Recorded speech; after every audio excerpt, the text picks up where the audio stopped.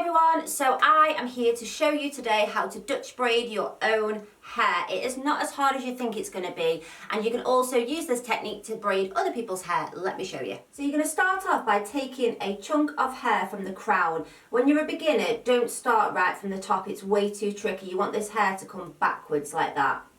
So you've got that chunk of hair in your left hand, you're going to take your right hand, you're going to take 2 fingers and push that down into the hair like so, and that's got you your 3 sections.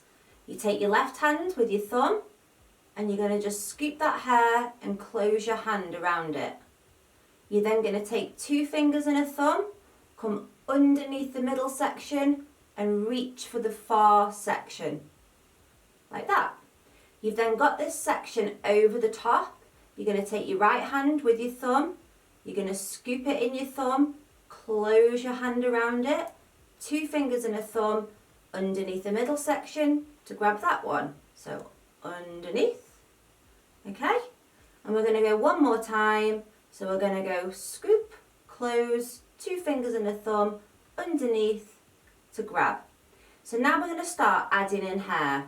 So you're going to take a section of hair and you're just going to gently glide that section across. And I'm going to take finger and a thumb and just put that in there. So it hasn't got to be a perfect section, because now I can go back and smooth it out as much as I want to until I'm happy with that section. You're then going to go back to the beginning, which is this one on top.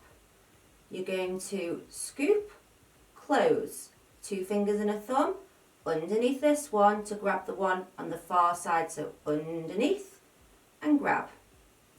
You're going to take a section from this side now. So sweeping it across until you're happy with it. Going to come back to the beginning. So scoop, 2 fingers and a thumb underneath and grab the far one. Just make sure there's no hairs and any bits in your way. We're going to come back to the other side and we're just going to keep repeating. So you've got this bit here, allowing that hair to go in, smoothing it out.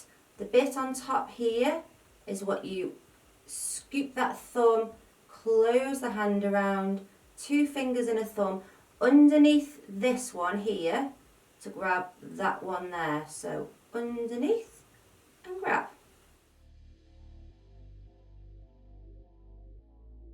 So you're going to keep working your way down. Now, the reason I said to start at the crown is because then the hair naturally goes this way, which is much easier than taking the hair up to meet the braid.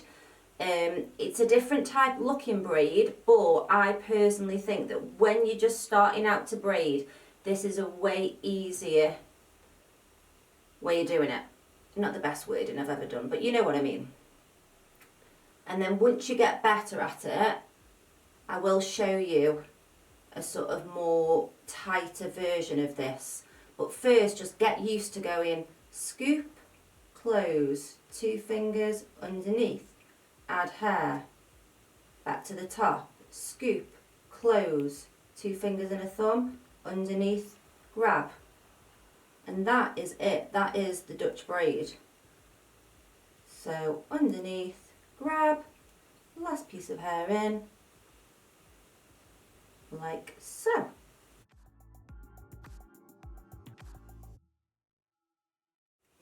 So you've turned around like that, so now you're just going to continue the braid coming this way, otherwise you'd have to like dislocate your arms.